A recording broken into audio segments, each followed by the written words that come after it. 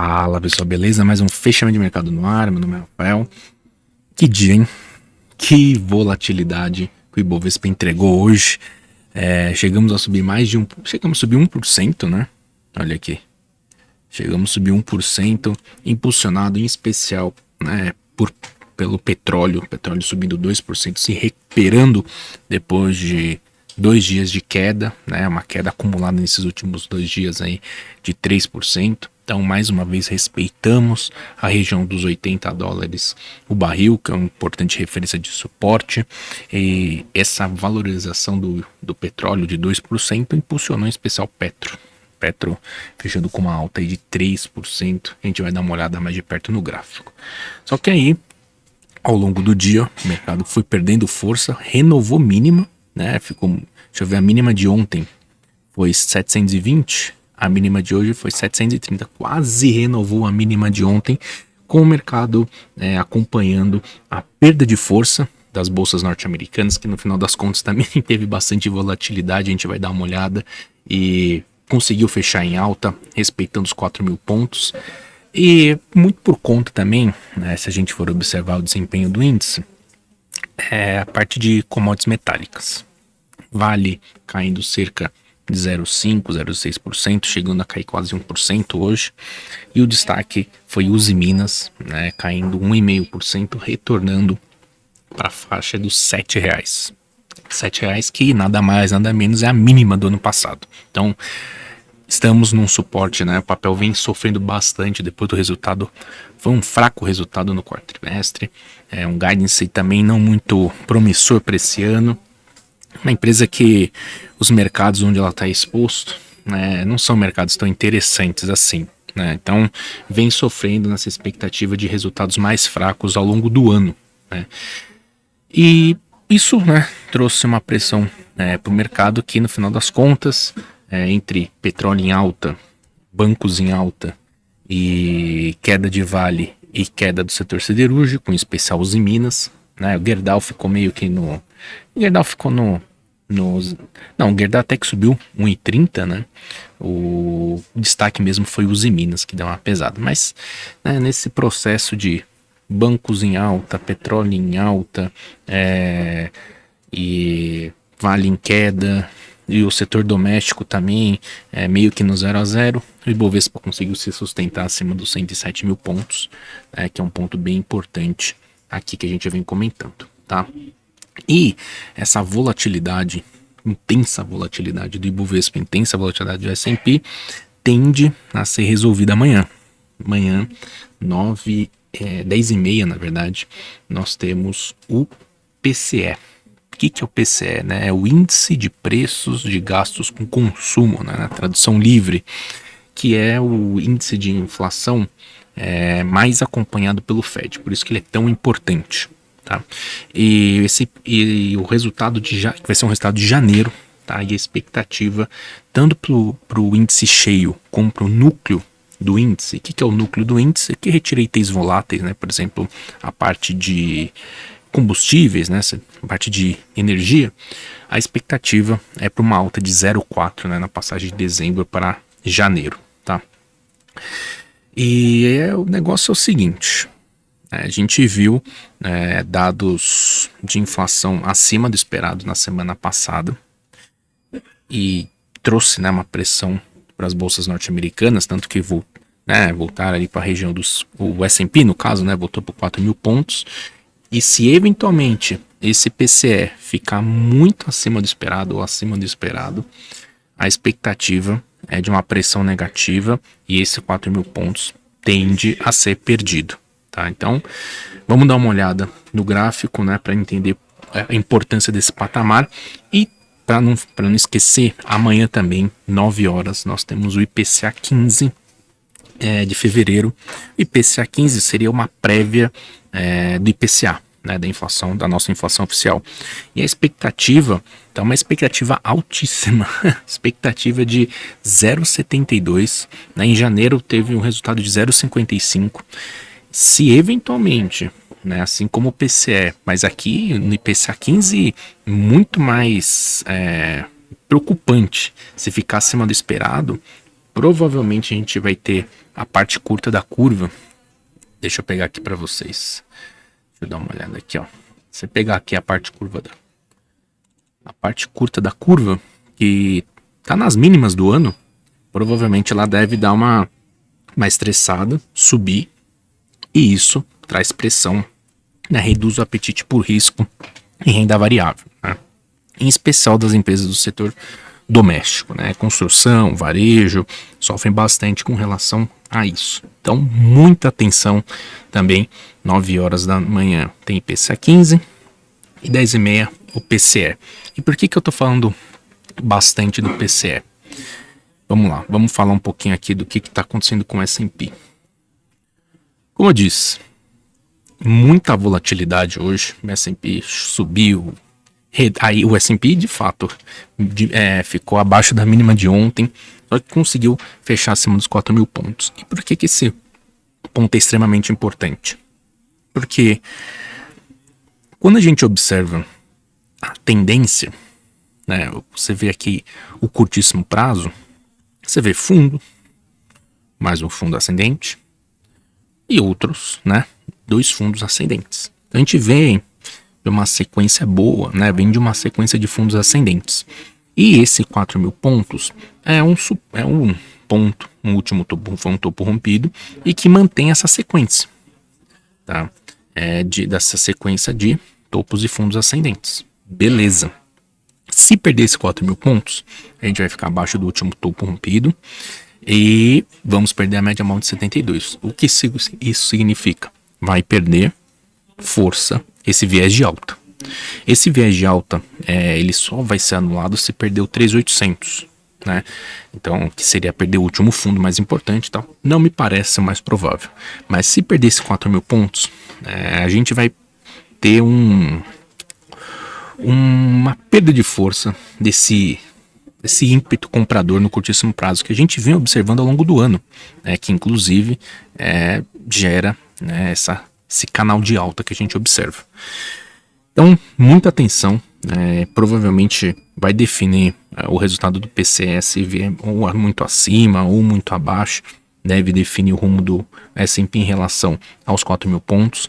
A gente pode ver como esse ponto é bem disputado, né, ou relevante, essa é a palavra, devido aos candles de indefinição, né? Isso mostra que o mercado ele tá, sim, tem uma força compradora, tem uma força vendedora, né? É a importância desse patamar, que não vai ser fácil perder, óbvio. Se perder vai ser, né, uma coisa, vai pressionar o mercado, mas levando em conta a tendência de alta, né, no curtíssimo prazo, a importância desse suporte e os candles de indefinição que foram formados, se confirmar esses candles positivos, esses candles de reversão, o mercado retorna, né, só a tendência de alta de curtíssimo prazo e tem espaço para voltar, quem sabe, para a região do 400, 450, tá? Então, muito importante o resultado do PCE amanhã às 10h30. Só para a gente passar aquilo petróleo, né, que a gente falou, respeitou os 80 e como a gente já vem comentando, para andar precisa ficar acima desse 86, 88. Se não ficar acima desse 86, 88, é muito difícil esse petróleo engatilhar um movimento de alta no curtíssimo prazo. Na verdade, não tem como, né, realizar esse processo, afinal de contas seguirá em tendência de baixa em todos os tempos gráficos. Então, beleza, confirmou fundo? Quer dizer, não confirmou, né?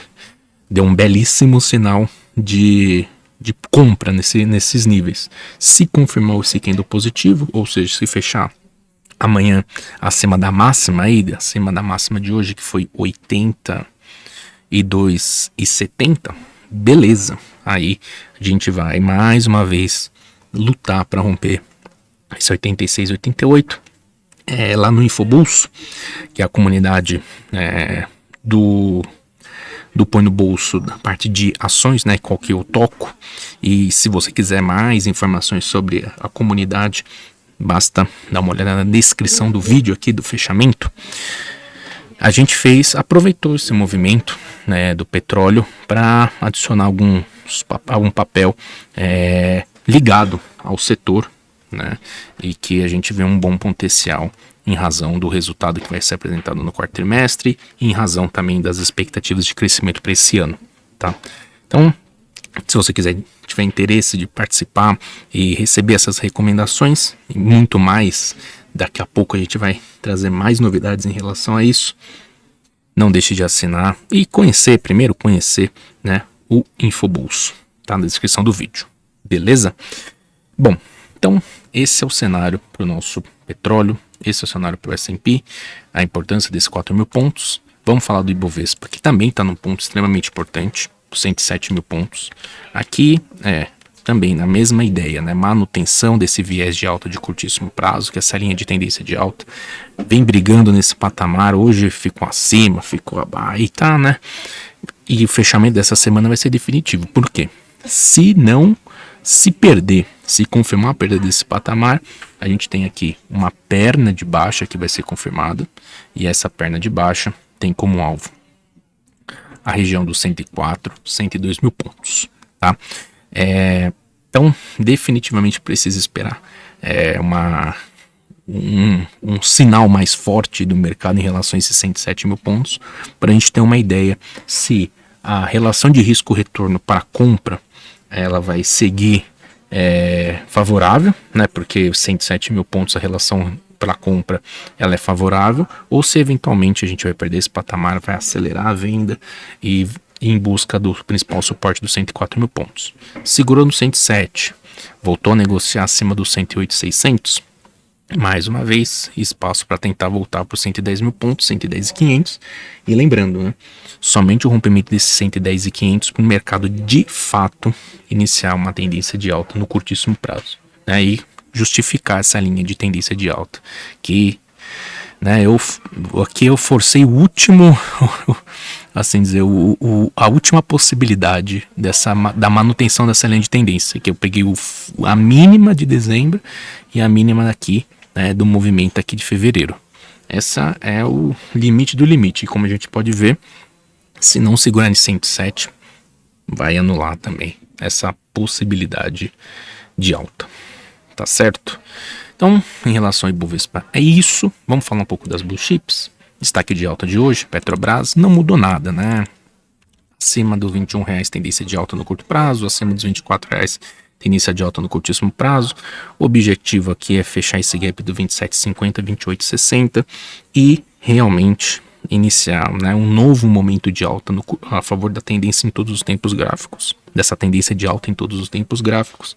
E como a gente vai falando, dia 1º vai ser o resultado da empresa e dia 2 de março, né, vai ter a teleconferência. Em especial a teleconferência vai ser definitivo para a gente entender se a gente vai de fato romper esse 28,60 ou quem sabe, né, se o mercado não digerir muito bem, perder esses R$24. Então vai ser essa definição, provavelmente a gente vai ver no dia 2 de março. Vale. Acabou, né? Pressionando o mercado, chegou a cair mais. Hoje, no final do dia deu uma melhoradinha, junto com o mercado norte-americano, tudo. Mas não conseguiu se consolidar, por enquanto, acima desses R$90. O minério de ferro, ele segue travado no 130, né? Não deixa de ser um nível muito bom, né? Mas falta um gatilho, né? Que poderia levar o minério de ferro acima, né? Finalmente se livrar desse 130 e dar mais um impulso aí para a Vale, né? Que tá um pouco esticada em termos de múltiplo e um pouco esticada também em termos de preço-alvo, né? Seria, né, uma nova medida de estímulo na parte de infraestrutura pelo governo chinês. No final do mês, não. Meados de março, a gente vai ter, né, a outra conferência do Partido Comunista e que provavelmente deve ter alguma novidade em relação a isso. O que eles vêm trazendo assim de spoiler, que essa possibilidade de estímulo, ela é real, óbvia, mas seria mais focada para a parte de consumo, Tá? Então, seria aí parte de commodities agrícolas, entre outras coisas. Então, vamos ficar esperto, né? O mercado ele segue na dependência desse processo. E a Vale, se você está comprado, R$ 85. Se perder esse R$ 85, espaço para uma correção maior. Então, Vale não mudou em nada. 85 é o principal suporte. Para ganhar força, precisa voltar a negociar acima desse 91,70. Tá certo? Dos bancos. Os bancos também perderam bastante força e isso ajudou ao mercado também perder força, né? Fechar aí praticamente. Não fechou praticamente no 0 a 0, né? Mas de uma alta de 1% para fechar com uma alta de 0,5, 0,4 perdeu bastante força. E o Itaú foi um destaque aqui. Tava subindo mais de 1%, chegou a bater 2% de alta aí na máxima do dia 27,06 para fechar em 26,48 e mais uma vez demonstrar a força dessa região dos R$ 27. Para ganhar força, para renovar o movimento de alta, precisa confirmar o rompimento desses R$ 27. Não tem jeito, né? Espaço, principal objetivo, fechar esse gap aqui no 28,29, tá? Que mais que a gente teve? Isso, né, das blue chips, isso foram os destaques. E, né, o destaque aí do dia, setor de frigoríficos, foi confirmada, né, o embargo pela China, né, e vinha sendo precificado isso ao longo desde a semana passada. O setor vinha sofrendo bastante com relação a isso, e a gente, no final das contas, né, viu o JBS fechando com uma alta de 5,5%. Ela é a menos afetada por isso, né? Minerva é a mais afetada. E como o papel está muito chutado, e é um evento, querendo ou não, que afeta ela com uma menor expressão, o mercado acabou tomando o risco-retorno, né? Aquela questão. O risco eu já tenho na mesa. Eu sei qual que é o risco, eu sei que pode acontecer. Tem um potencial repique para acontecer nesses níveis de R$18? Tem, né? O papel tá chutado. Então, abriu espaço para essa recuperação. Significa que o papel reverteu a tendência? Não. É um repique dentro de uma tendência muito forte de baixa e que tem como alvo, quem sabe, voltar aí no cenário mais otimista para a faixa de R$20, que foi o último fundo perdido e que abriu o caminho para novo movimento de baixa do papel. Beleza?